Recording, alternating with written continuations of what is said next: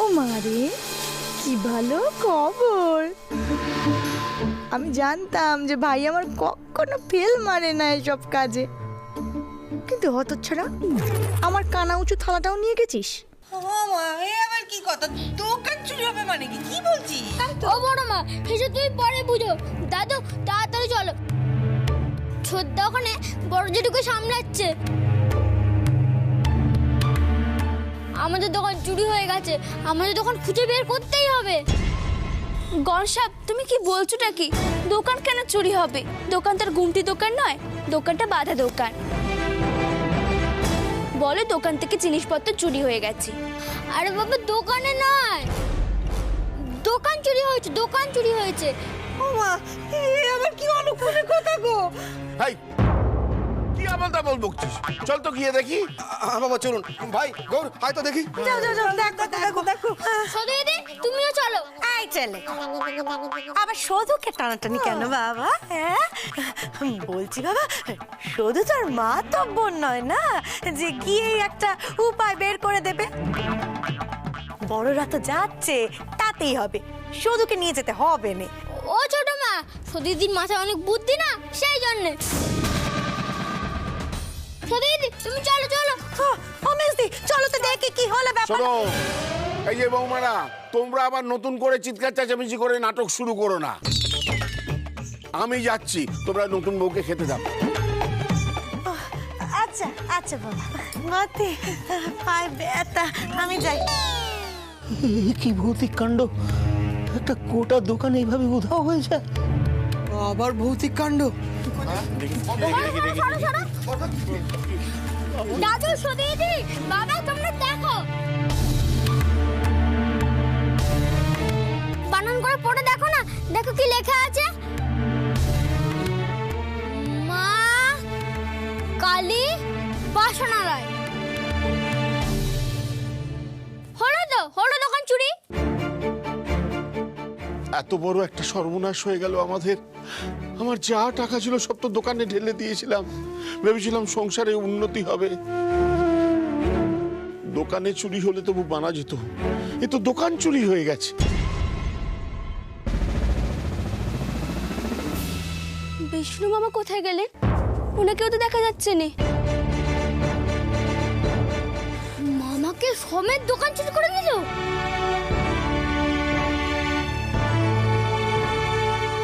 দাদু, বিষ্ণু মামার কি হলো? ব্যাপারটা বুঝলি না দিদু ভাই, বৃষ্টি তো চুরিটা করেছে, তাকে আর খুঁজে পাবি কোনোদিন? উনি এমন করবেন কেন? আর চুরি হওয়ার সাথে সাথে দোকানের নাম বদলে যাওয়ার কারণ কি?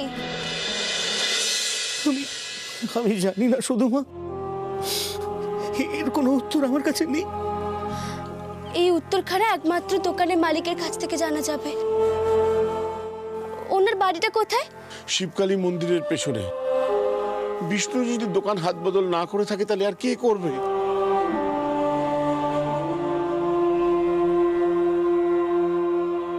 আমার কাছে সব জলের মতো পরিষ্কার হয়ে যাচ্ছে। যা দিদি ভাই, দোকানের মালিককে গিয়ে জিজ্ঞেস কর।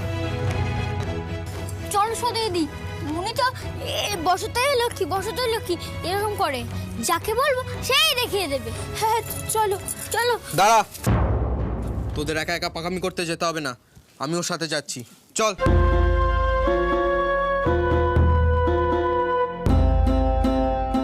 লোকজন সব নিমন্ত্রণ করা হয়ে গেছে, এত বড় একটা ক্ষতি হয়ে গেল আমাদের। মুখুজ্জে পরিবারের মান সম্মান বাঁচবে তো?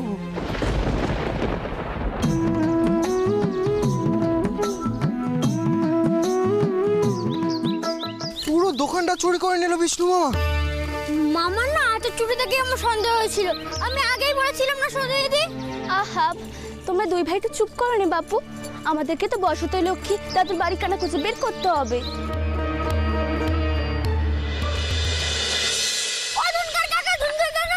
না না না না, তোমাদের বাড়ি আমি লেপ্তশোক ধুনতে যাব না।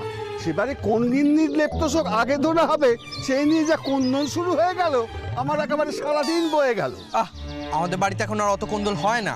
শোনো, তোমার আমি এটা অন্য কারণের জন্য ডাকছি। তুমি বলতে পারবে যে সারাক্ষণ বসতে লক্ষ্মী করে, তোর বাড়িটা কোথায়? বসতে লক্ষ্মীর বাড়ি সে তো কালই তলায়। আর তাছাড়া কি তাকে এখন পাবে নাকি? দেখো কোন পাশা খেলার আড্ডায় বসে গেছে। ঠিক আছে গনসা, তাড়াতাড়ি চলো দেখি।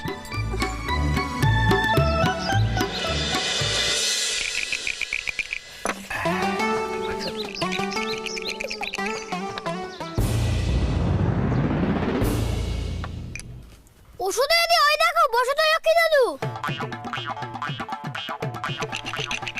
বসতে লক্ষ্মী দাদু?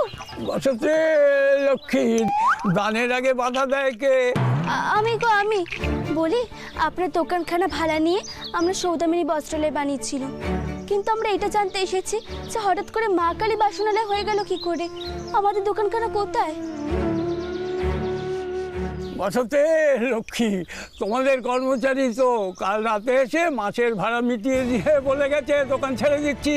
হ্যাঁ, শহরে দোকান দেবে, তাই সব কাপড় চোপড় গরুর গাড়িতে চাপিয়ে চলে গেছে। তারপর সেই যে বসতে লক্ষ্মী বাসনালা অনেক দিন থেকে দোকানটা চাইছিল, তাই ওই বাসনালাকে আমি দোকানটা ভাড়া দিয়ে দিয়েছি। বসতে লক্ষ্মী।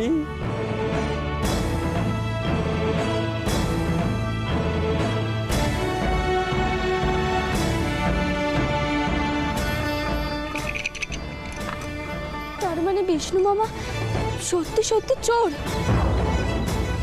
এখন তো দেখছি তোর নাম করা চোর। দেখেছিস তো তোর পাকামো, কি দরকার ছিল বিষ্ণু মামাকে দোকানে ঢোকানো? জেঠামশাই বিষ্ণু মামাকে নাও না দোকানে। দেখলি এত বড় ক্ষতি হয়ে গেল, এখন কি হবে বলতো?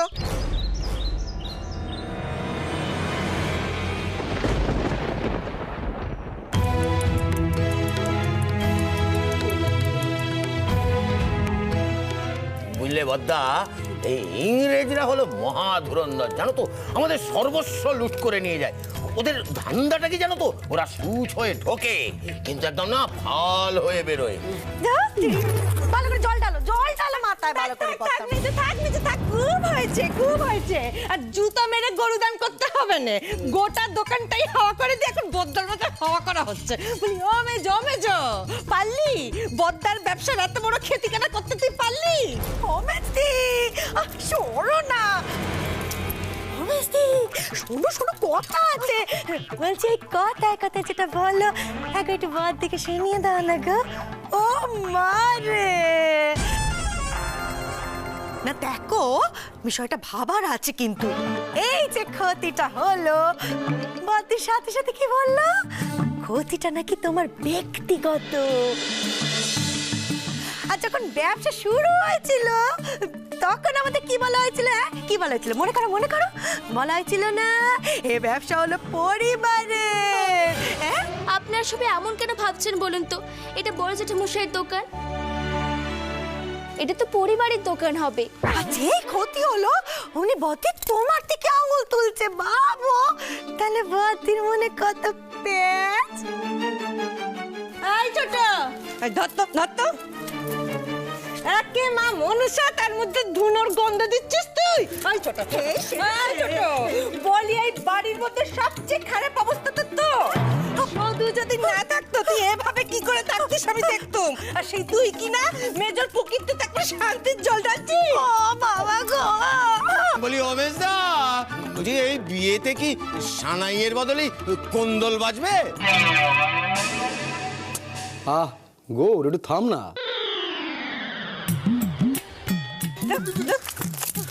অনেক কোন থেকে অনেক কথা শুনছি। ও মারে,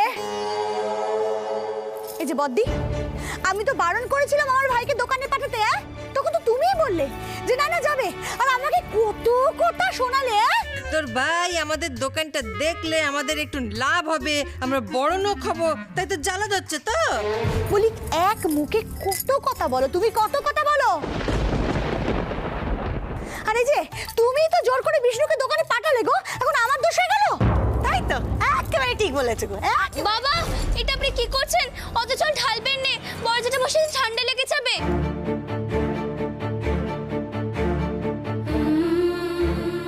এই যে নবাব পুত্র, গামছাটা নিয়ে এসো।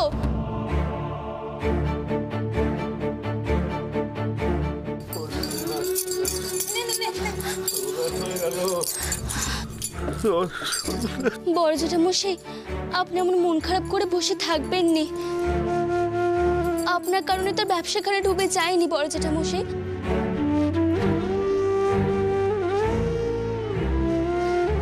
এতে আপনার কোনো দোষ নেই।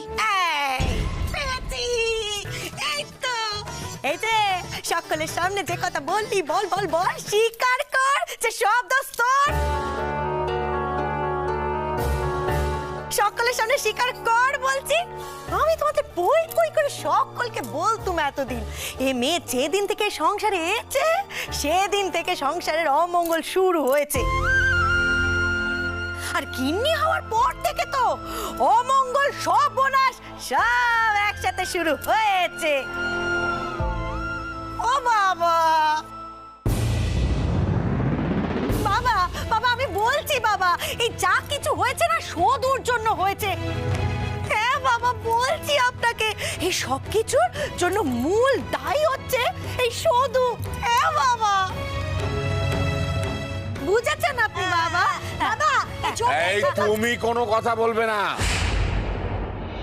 ভাগ্যিস শুধু এসেছিল, নাহলে কার ওপর দোষারোপ করতে। আর একটু হলে তো তোমার ভাইয়ের হাতে হাত করা পড়তো।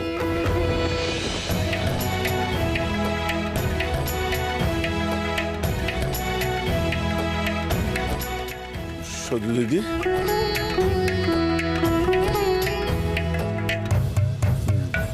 জানতে পারলি দোকান কোথায় গেল? দাদু দাদু, বসতে এলো কি করতে করতে ওই লোকটা বললো মামা কলকাতায় দোকান করবে বলে সবকিছু নিয়ে চলে গেছে।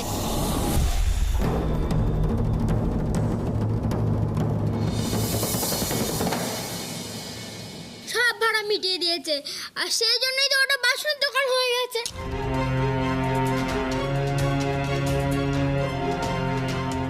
ও বাবা, এ তো দেখছি পুরো ডাকাত। আচ্ছা মেজো বৌমা, তুমি আবার বলবে তো যে তোমার ভাইয়ের এরকম হাত টান স্বভাব আছে?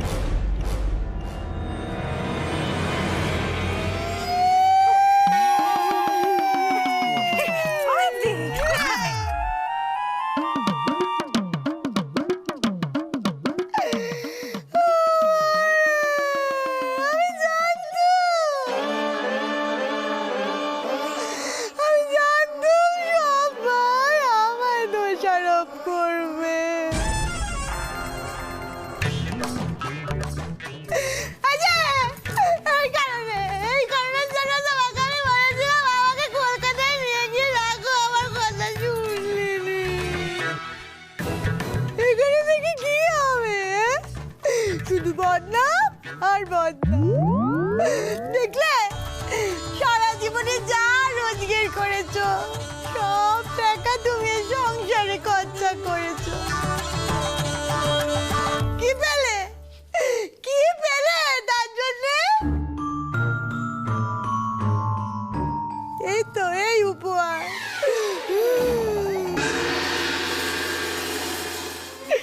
বাবা বাবা, সে ছোট্টবেলা এ বাড়িতে বিয়ে হয়েছি বাবা। কত কাল হয়ে গেছে বাপের বাড়ি যাইনি। কি করে বুঝবো বইটা আমার বড় হয়ে এমন গুণধর হয়েছে। ওরে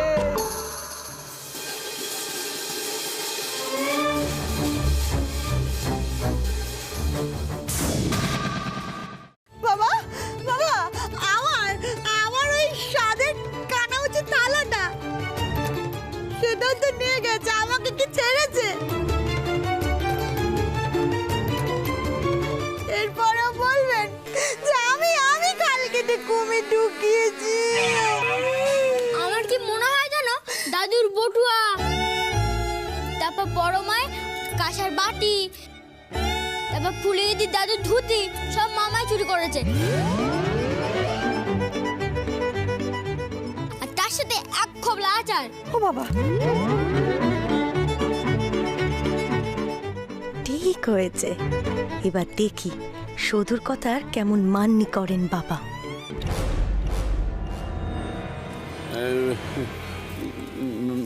মেজো খোকা, বাবা মেজো খোকা, তোমাকেই উদ্ধার করতে হবে বাবা।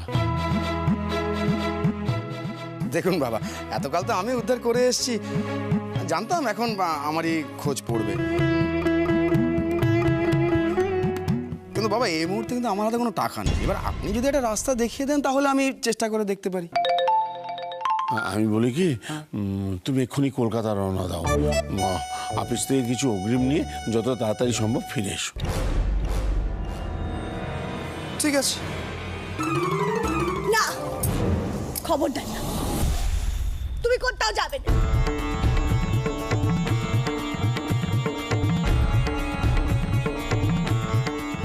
আমি যখন খারাপ, আমি যখন দোষী, তখন আমার স্বামী কোথা থেকে টাকা ধার করবে না, ব্যাস। আর তুমি কি গো, এই সব বুদ্ধি শুনে চুপ করে রয়েছো?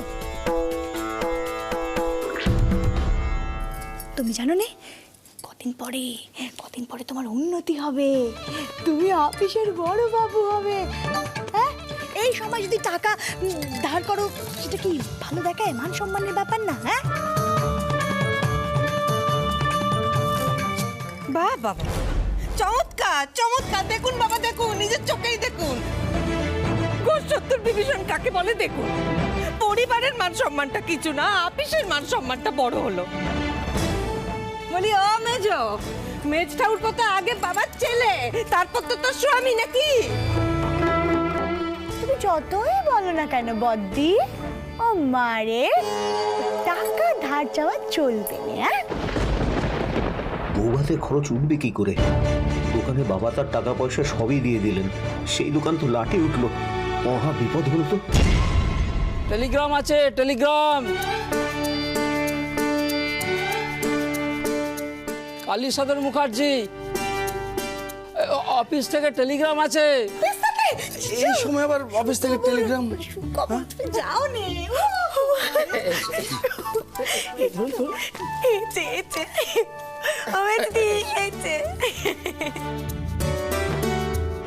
বলেছিলাম, হ্যাঁ।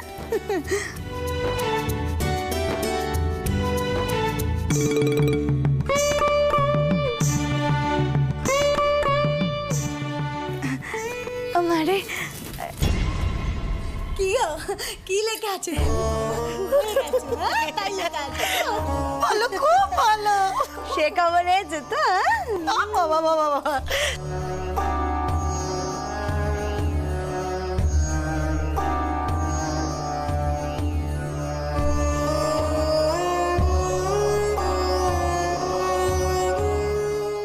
মেজো এটা মশাই,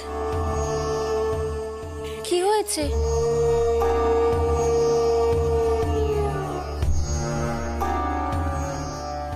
বাবা, মেজো খোকা, কি হলো রে? বাবা, আমাদের অফিস দেউলিয়া ঘোষণা করেছে।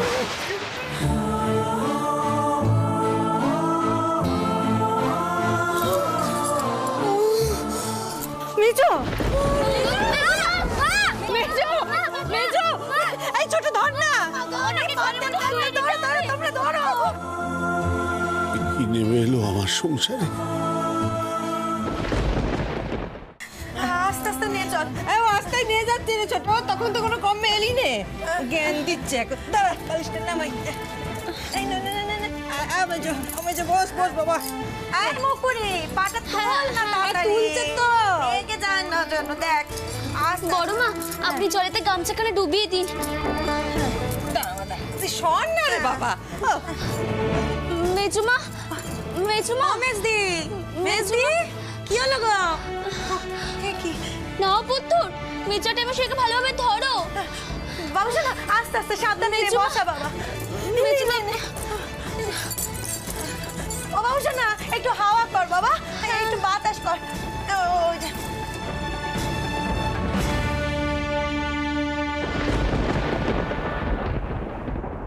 কি হলো নবাব পুত্তুর, দাঁড়িয়ে আছো কেন? কবিরাজ মশাইকে ডাকো। মেজো একটা মশাই মেজুমাকে তো দেখাতে হবে। শোনো, বড় জেঠির জন্য কবিরাজ ডাকতে হবে না, বড় জেঠু উঠে দাঁড়িয়েছে।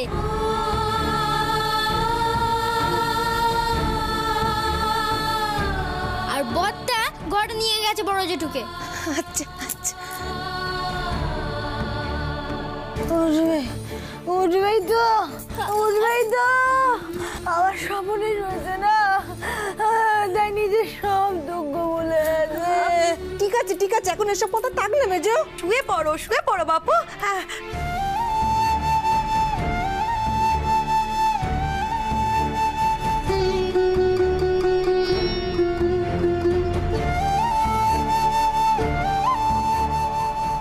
কেমন আছে মেজ বৌমা? মেজমা তো এখন কথা বলছেন, তাই উনি ভালো আছেন। মেজ খোকা, তুমি ওইভাবে বসে থেকো না বাবা,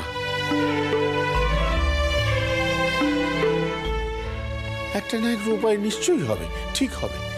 বাবা আজ মাসের 29 তারিখ হয়ে গেল বাবা, এ মাসে একটা পয়সা পাবো না। এ তুমি কি পরীক্ষা নিচ্ছ ঠাকুর?